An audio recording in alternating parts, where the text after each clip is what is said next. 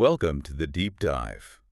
This is where we take, well, a whole stack of sources, research notes, and really try to pull out those important nuggets of knowledge or insight for you. Mm-hmm. Our mission, really, for you, our listener, is to give you a shortcut, a way to get genuinely well-informed, packed with those surprising facts and those great aha moments that make learning feel, well, exhilarating. Absolutely. Those moments are golden. Today, we're diving deep into something that, at first glance, looks incredibly simple, deceptively simple, maybe, Right. but it's actually treasure chest for learning English. A real gem. It really is.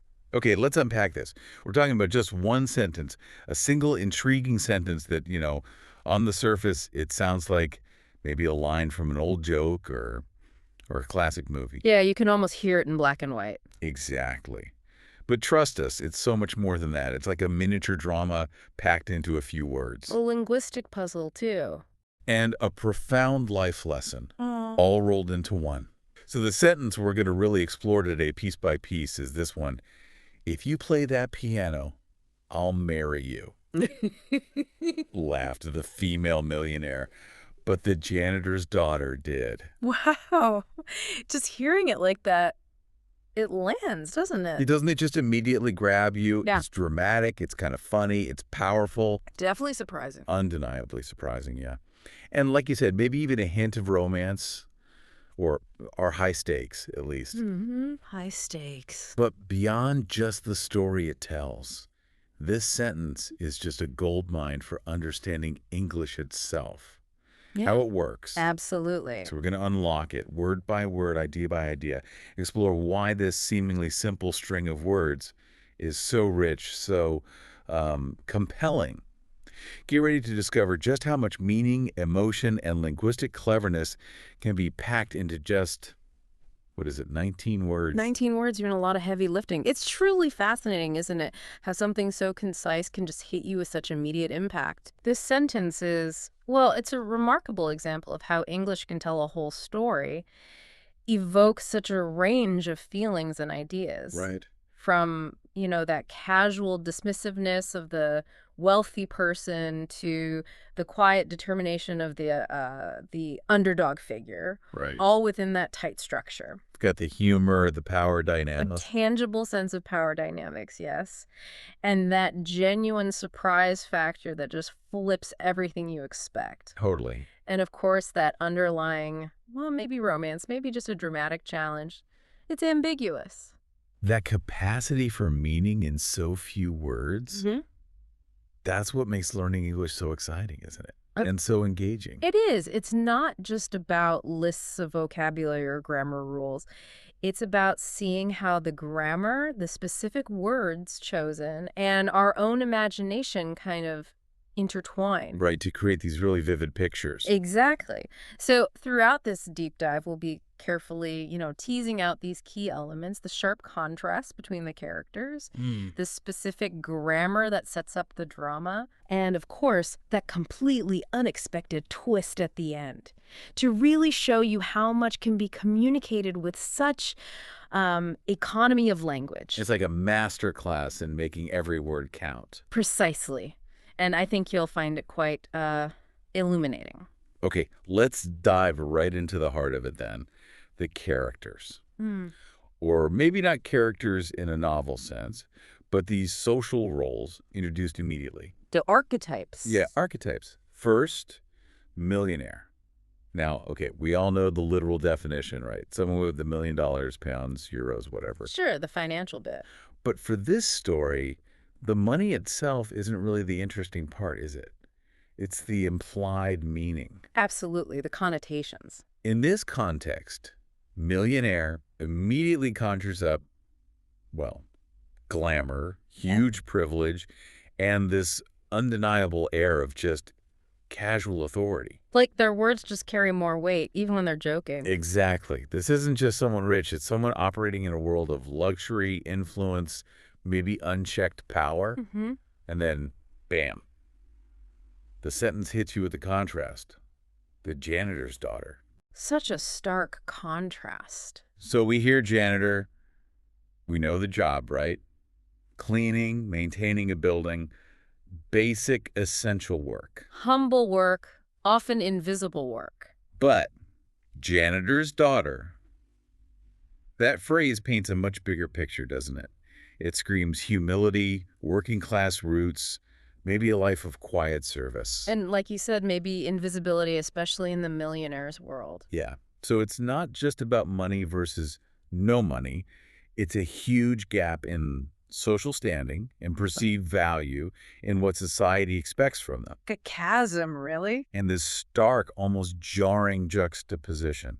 That the initial spark, right? The tension, the drama, it pulls you in immediately. It does. You instantly want to know how these two worlds collide. You could almost picture it, can't you? The massive social divide, these two people from completely different universes.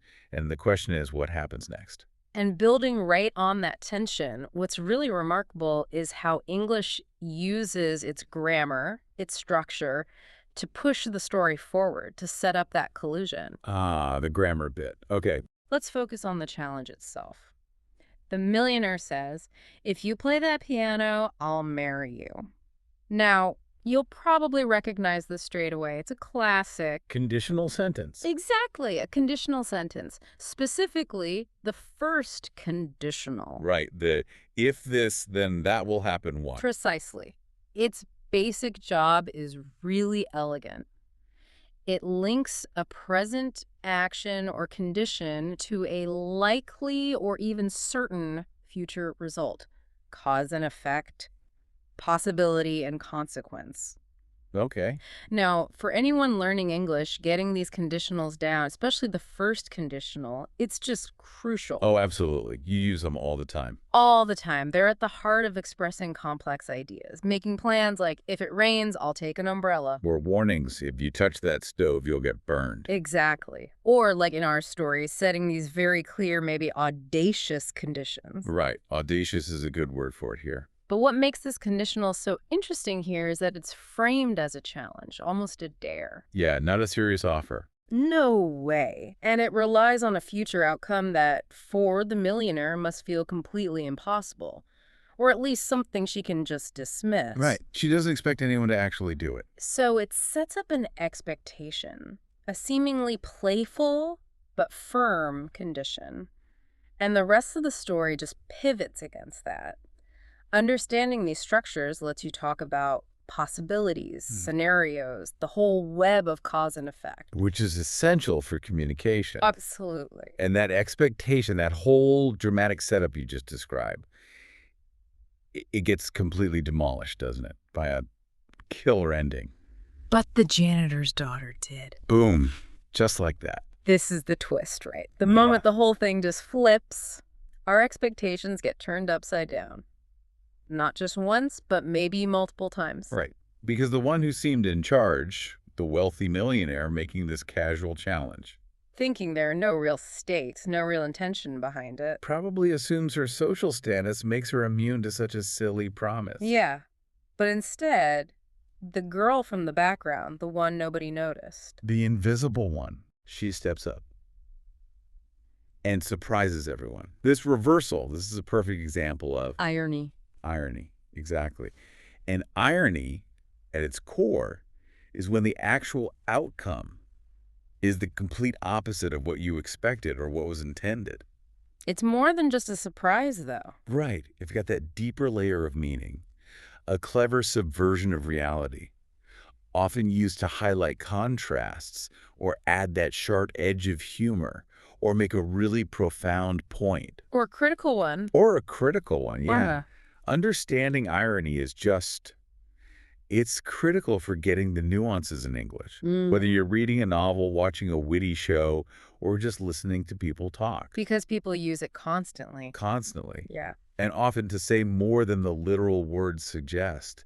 It adds so much texture and depth. That's a great point about irony, and the way it works here is exactly why the sentence sticks with you. What's often tricky for learners, though, isn't just spotting irony. Right. It's understanding its different flavors, and how subtly it can be used. Okay, so there are different kinds. Well, yeah. Here we see a mix. There's situational irony, the situation itself turns out the opposite of expected, right? The challenge is actually met. Makes sense. But there's also maybe dramatic irony where the audience or the reader kind of suspects or knows something the character doesn't. Like, we might guess the janitor's daughter can play, even if the millionaire has no clue. I see. So we're in on a secret she isn't. Exactly. And this multi-layered irony gives the sentence such a rich flavor. It's not just a plot twist. It feels like a commentary on, social assumptions and hidden talents. So it's not enough just to know the definition of irony. No, you need to see how it's working in that specific context to really lift the narrative. Absolutely. It's all about those layers. Mm. Okay, so let's really try and paint the scene now. Let's invite you, our listener, right into this mini drama. Just close your eyes for a second. Picture this. A huge ring, really grand, maybe even a bit over the top. Golden, maybe. Gilded, perhaps. Gilded, yeah. Yeah. Imagine afternoon light pouring through these tall, arched windows, looking out onto, I don't know, perfect gardens or a glittering city skyline. Chandeliers sparkling. Oh, definitely chandeliers. Crystal and brass scattering light everywhere like tiny stars on the floor. Right. And in this lavish setting, there she is, the millionaire, just radiating wealth and status, dressed in like an elegant silk gown that shimmers, maybe a bright color. Commanding attention without trying. Totally. And her laugh as she points to this magnificent, polished grand piano. It's not a warm chuckle, is it? No, not at all. It's almost careless, dismissive, a sound that echoes with a bit of superiority, maybe even boredom. Yeah, like this is all just a game to her. And she casually throws out, "If you play that piano, I'll marry you." She absolutely expects no one, certainly not someone beneath her, to take it seriously. It's half a joke. Half a joke tossed out lightly, but it's also half a deliberate display of power, isn't it? She's using humor, this kind of performative absurdity, Yeah. to show she's in control. She can say ridiculous things, and she thinks no one would dare challenge her, or even be able to. It's a casual flex of her social muscle. Yeah. A sign that in her world, rules and consequences, Yeah. maybe they don't apply the same way. And this is where the genius of the sentence really starts to unfold, because her dismissive jest creates the perfect setup for the twist. Right. Because somewhere in the back of this fancy room, maybe blending into the shadows near the curtains, Or standing quietly with the other staff. who are almost meant to be invisible, Hmm. there's the janitor's daughter.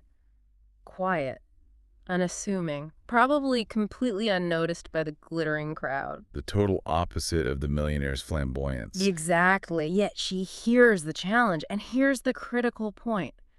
The millionaire speaks in jest, meaning, just as a joke, not seriously. Right. Throwaway line. Throwaway line. But the young girl, maybe it's innocence, maybe it's courage, maybe just a different perspective. She takes the words literally. Ah, that's crucial.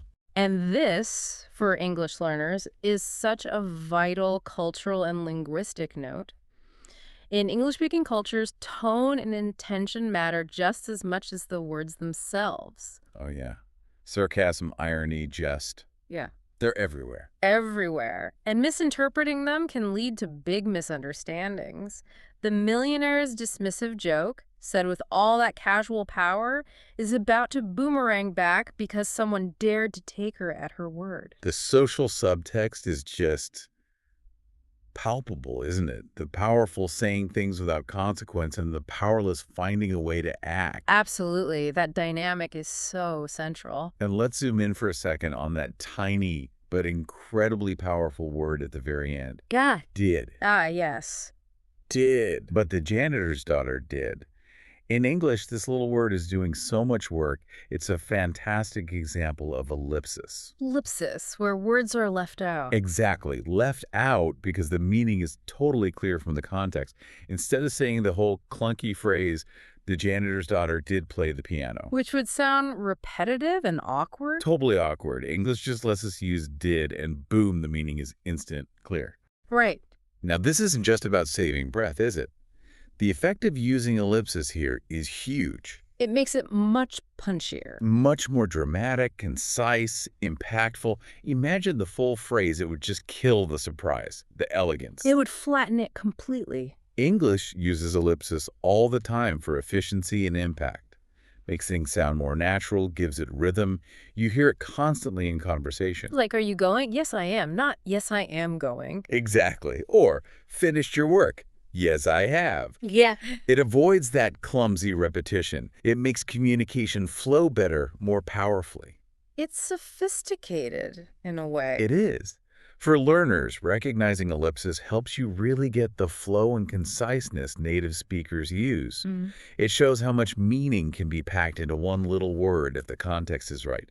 Saves time, sure, but more importantly, it ramps up the drama. And that did, like you said, it's such a dramatic full stop. Connecting this to the bigger picture, it's also interesting that while ellipsis adds conciseness, sometimes not using it can sound overly formal or maybe even like someone's less fluent, right?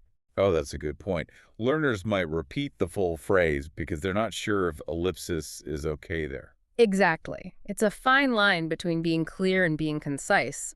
But in this sentence, did is just perfect. It's like a verbal declaration. It carries the weight of the whole action, plus the surprise. Yeah. What's also fascinating is the sheer audacity of that did right after the millionaire's dismissive laughed. It creates this immediate, satisfying clash. Totally. Plus, using auxiliary verbs like do or did for emphasis, like saying, I do understand, or she did finish it, that's another powerful tool in English. Right, to really underline the point. Which is exactly what happens here. It's not just that she played, she did play. It underscores the action against all odds, Yes. against all expectations. That emphasis is great. Yeah. And it leads us right to another key element, the piano itself. Okay, let's unpack this a bit more. What does the piano represent here? Ah, the symbolism. Yeah. In many cultures, definitely in the kind of historical setting this sentence evokes, a piano is way more than just wood and wires. Absolutely. It's loaded with meaning. It's a powerful symbol of refinement, right? Yeah. A certain level of education, high society, cultural sophistication. Often a status symbol. Expensive to buy. Expensive to buy, but also needs time, lessons, access to teachers, things not everyone had.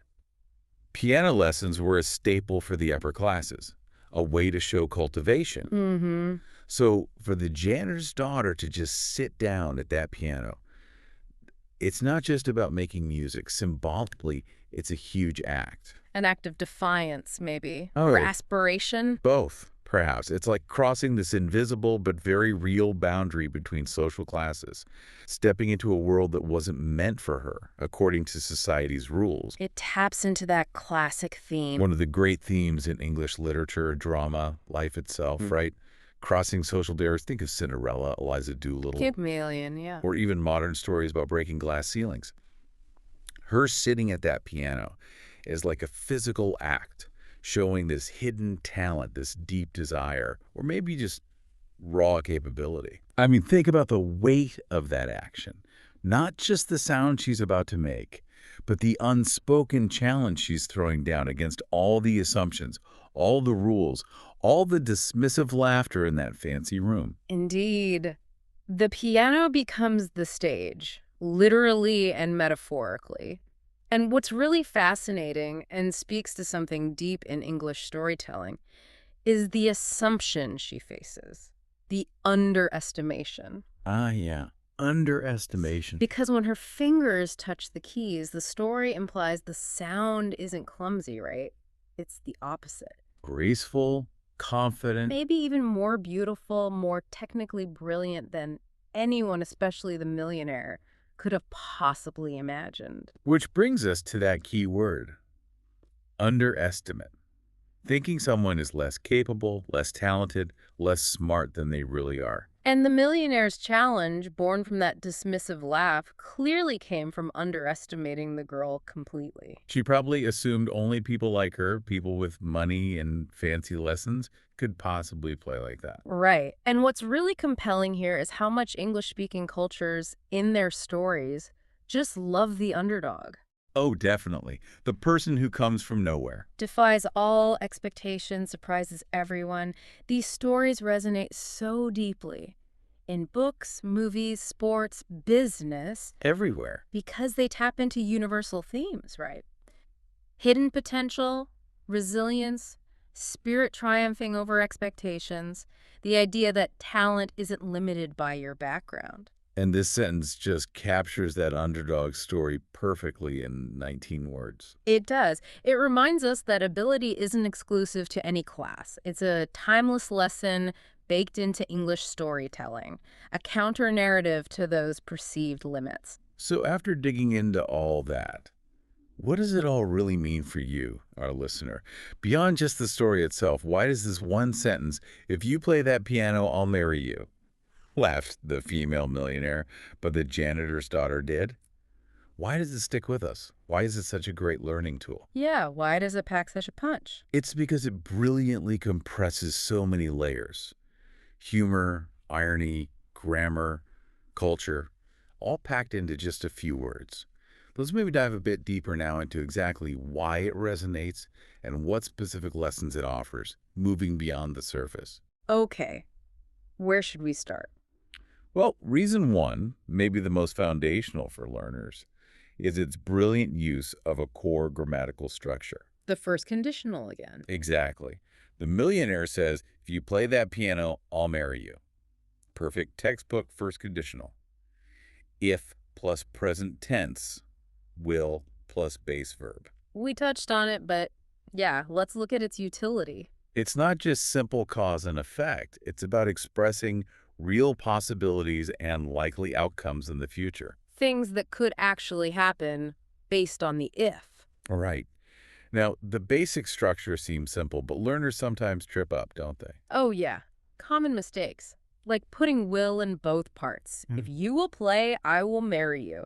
That's usually incorrect for this kind of conditional. Or mixing up the tenses. Remembering the if part uses the present simple, even when it talks about the future. That's key. Like your example. If you study every day, you will improve your English. Study is present, will improve his future. It's just fundamental. You use it constantly in conversation for plans, promises, predictions, warnings. So by analyzing this one line, you're not just getting a story. No, you're mastering one of the most useful, flexible grammar tools in the language. A building block for countless interactions about real possibilities. It lets you talk about conditions and consequences. Yes. Essential. Absolutely essential. And building on that grammar point, connecting it to how we communicate effectively in English.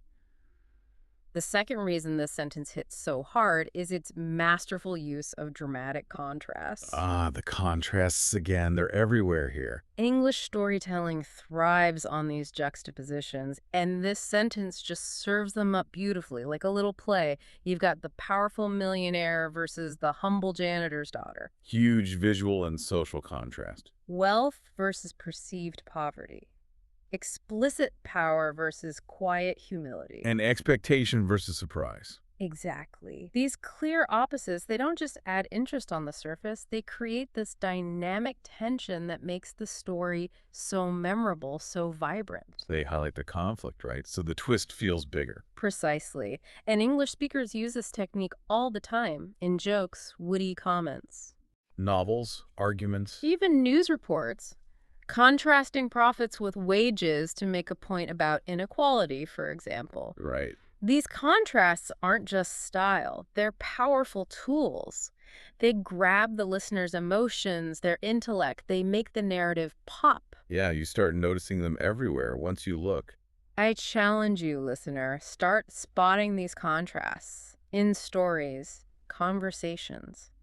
They're everywhere, making English communication so much richer, more compelling, a shortcut to engagement. That's a fantastic point about contrast. And the third reason this sentence is so compelling and a crucial learning point is the sheer power of irony it uses. We touched on it. But it deserves another look. Definitely. Remember, irony isn't just a twist if when the result is the opposite of what's expected, often with that extra layer of commentary or humor. Right. Here, the millionaire laughed. She was totally convinced no one would dare take her playful, dismissive challenge seriously. Her status, her wealth, it screamed impossibility. But the least expected person, the one on the sidelines. Not only dared, but did. That reversal again. It's not just situational irony, the outcome-defying expectations. It might also have that dramatic irony where we, the audience, kind of sense the daughter's hidden talent while the millionaire is clueless until the music starts. Right, that gap in awareness. Understanding irony is just key for English learners. Yeah. It's so deeply woven into our humor, literature, movies, everyday chat. If you miss it, you miss the real meaning. Totally. You might miss the joke, or why a character says something, or the subtext of a casual remark, like someone saying, "Oh, brilliant, my car broke down." They don't mean brilliant. No, it's the opposite. Understanding that unlocks a much richer, more nuanced grasp of English culture and communication, moving beyond just the literal words. Definitely. Got to read between the lines sometimes. And building on that need for nuance, what's often missed but is really fascinating here is how carefully we need to weigh the vocabulary, even a simple word like laughed. Yeah, laughed versus smiled. Exactly. It's so important for learners to get that distinction. A smile, usually silent, gentle curve of the lips. Warmth, amusement, politeness, maybe. No sound. But a laugh is audible, an outburst. Right, and laughs can be so different. Here, the millionaire laughed. That specific word choice is vital. Her laugh isn't painted as pure joy, is it? No, it feels dismissive, mocking almost. Exactly. She's not laughing with delight at maybe marrying the janitor's daughter. She's laughing at the impossibility of her own words being taken seriously, at the absurdity of it all. Right. And this highlights a subtle but really profound truth. Laughter can be kind, joyful, inclusive. But it can also be cruel, dismissive, sarcastic, a tool of power. Absolutely. Paying attention to those subtle differences, like is it a giggle, a chuckle, a snicker, a scoff, it adds huge depth to understanding character, intention, the emotional feel of a story. It teaches you words are rarely neutral. They're loaded with implications. Always. And then there's that mighty did again. That small word, big impact. We talked about ellipsis leaving words out. But let's look at it rhetorically. It's like, it's proof of how efficient and dramatic English can be. How it trusts the listener. Exactly.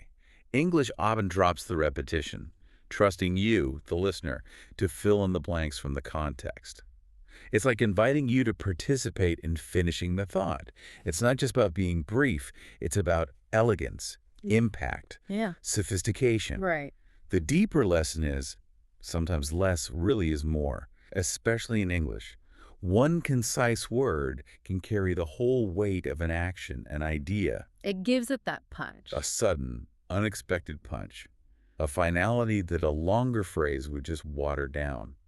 Mastering that subtlety, knowing when to imply, not just state, when to use one little auxiliary verb that's a sophisticated part of fluency. Makes your English sound more natural. More natural, more native, more impactful.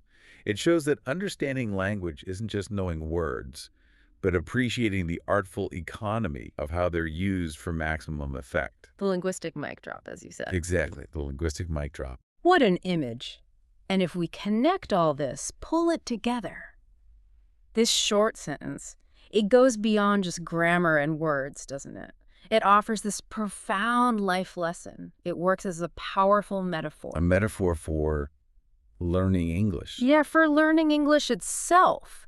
Think about it. Many people, maybe even you listening right now, might feel that mastering English is only for the wealthy, the privileged, the ones who had fancy schools, the naturally talented. That perception is definitely out there, that fluency is like an exclusive club. It is. But this story gives us this crucial, inspiring counter-narrative.